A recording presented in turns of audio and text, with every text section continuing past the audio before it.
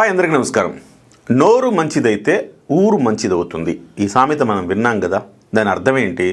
మన నోరు మంచిగా ఉందనుకోండి, మంచి మాటలు మాట్లాడితే ఊరంతా మనల్ని ప్రశంసిస్తుంది, ఊరంతా మనతో స్నేహపూర్వకంగా ఉంటుంది, ఎవరితో ఎలాంటి వివాదాలు రావు. అదే నోరు మంచిది కాలేదనుకోండి, నెక్స్ట్ వేరే కథ.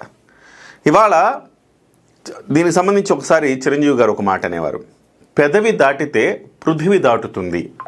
అంటే పెదవి దాటిన మాటకు మనం బానిసలం, దాటక ముందు దానికి మనం ప్రభువులం అని చెప్పారు ఆయన.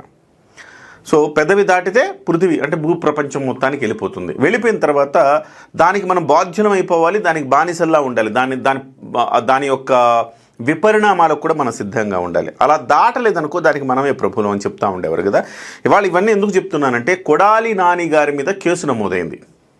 కొడాలి నాని గతం నుంచి కూడా బూతు నాని అని ఆయనకి మంచి పేరు. నోరు తెరిస్తే గుట్కా నాని, బూతు నాని అంటుంటారు కదా. నోరు తెరిస్తే అది అసలు నోరా లేకపోతే డ్రైనేజా అన్నట్టుగా మాట్లాడుతూ ఉంటారు ఆయన. నారా లోకేష్ గారిని, చంద్రబాబు గారిని, వీళ్ళిద్దరిని టార్గెట్ చేయటమే ఆయన లక్ష్యం. సో సహజంగా జగన్మోహన్ రెడ్డి గారి వ్యూహం ఏంటంటే, పేరుని నానిని ఇట్లా ఉస్కో అని పవన్ కళ్యాణ్ గారి మీదకి ఎగదోస్తాడు. అలాగే కొడాలి నానిని ఇట్లా బిస్కెట్ వేసి ఉస్కో అని చెప్పేసి చంద్రబాబు నాయుడు గారి మీదకి, లోకేష్ గారి మీదకి ఉసిగొల్పుతూ ఉంటాడు. సో ఇవన్నీ కూడా జగన్మోహన్ రెడ్డి గారి స్ట్రాటజీస్. సో అందులో భాగంగా వీళ్ళంతా పావులుగా మారిపోయారని చెప్పాలి. వాళ్ళు గతంలో అనేకమైన దుర్భాషలాడారు, చాలా దారుణంగా విమర్శించిన సందర్భాలు కూడా ఉన్నాయి. అయితే ఇప్పుడు తాజాగా అవన్నీ భరించి ఉండొచ్చు, కానీ తాజాగా ఒక చెయ్యగూడని తప్పు ఆయన చేశాడు. రావణ్ణి వెనకేసుకొస్తూ ఆయన చెప్పింది ఏంటంటే, అది రావణ్ అనే వ్యక్తి జోసెఫ్ కాదు, ఆయన ఒక కమ్మ సామాజిక వర్గము, ఆయన ఇటు చంద్రబాబుకి, బాలకృష్ణ గారికి, లేకపోతే ఇటు లోకేష్ గారికి చాలా అత్యంత సన్నిహితుడు అని చెప్పే ప్రయత్నం చేసి ఇది తెలుగుదేశం మీదకు తోసి వీళ్ళు తప్పించుకుందామని ప్రయత్నం చేసే ఒక క్రమంలో ఆయన మాట్లాడే మాటల్లో వాస్తవానికి ప్రశ్న రావణ్ జగన్మోహన్ రెడ్డి వదిలిన బాణం ఆయన, అది అందరికీ తెలిసిన సత్యమే. కానీ దీన్ని ఏంటంటే ఒక కమ్మలకి కాపులకు, తెలుగుదేశానికి జనసేనకు మధ్య విభేదాలు సృష్టించే అస్త్రంగా మార్చాలనుకున్నారు వాళ్ళు మొదటి నుంచి కూడా. అందుకే జోసెఫ్ కాస్త రావణ్ అయ్యాడు. రావణ్గా తన పేరు మార్చుకుని నేను చౌదరిని అని చెప్పేసి ఇంటర్వ్యూలో చెప్పి, తద్వారా అంటే బాలకృష్ణని లేకపోతే ఇటు లోకేష్ గారిని, చంద్రబాబు గారిని అనకుండా కేవలం మెగా ఫ్యామిలీని అనడం ద్వారా ఓహో వాళ్ళ బ్యాచ్ మనిషి ఇలా అంటున్నాడని చెప్పేసి విద్వేషం ఇటువైపు నుంచి తెలుగుదేశం మీద ఒక ద్వేషం కలుగుతుంది, తద్వారా ఒక జనసేనకు టీడీపీకి కూడా మధ్యలో ఒక విభేదాలు వస్తాయని ఒక మాస్టర్ ప్లాన్ వేశారు. కానీ జనం చాలా అర్థం చేసుకున్నారు, వాడి యొక్క ఎజెండా ఏంటనేది చాలా స్పష్టంగా అర్థం చేసుకున్నారు. కాబట్టి ఇవాళ ప్రశ్న రావణ్ చివరికి బొక్కలోకి వెళ్ళాడు. అయితే ప్రశ్న రావణ్ గురించి చెబుతూ ఉపా చట్టాన్ని బదులు ఉప్మా చట్టం అని చెప్పేసి దాన్ని కించపరిచే వ్యాఖ్యలు చేశారు. సో కించపరిచే వ్యాఖ్యలు చేయటం కూడా చట్ట ప్రకారం నేరం.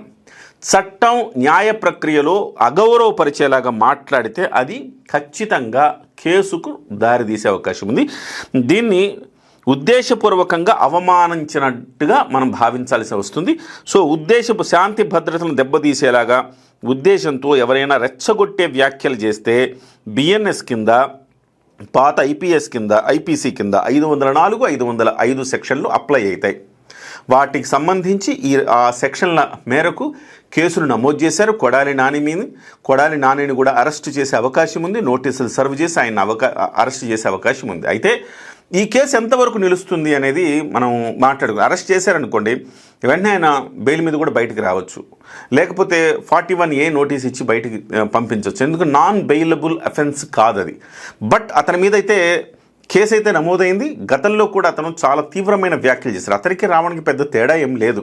అతను అన్నాడు, ఆంజనేయ స్వామి చేయి విరిగితే ఆంజనేయ స్వామికి బొమ్మే కదా అది, బొమ్మ మళ్ళీ వేరే చేయి తెచ్చి పెట్టేస్తాం, రథం తగలబడితే ఏముంది, ₹1 అయింది పెట్టేస్తాం, ఇట్లాంటి చౌకబారు వ్యాఖ్యలు చేశాడు. కనీసం ఏమాత్రం హిందూ విశ్వాసాల మీద కనీసం గౌరవం లేని ఒక నీచమైన వ్యక్తి కొడాలి నాని.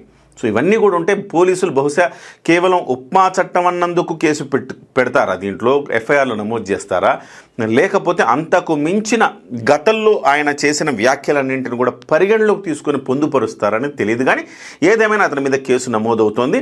నమోదైతే అతను బయటికి రాగానే మేము సచివులను మా మీద కేసులు పెట్టారు అక్రమంగా, మేము బయటకు వచ్చామంటే చెప్పడానికి లేదు. అక్రమ కేసులు ఎట్లయితే నువ్వు నోటి దూలతో మాట్లాడి ఇప్పుడు అక్రమ కేసులు పెట్టారంటే ఎట్లవుతుంది?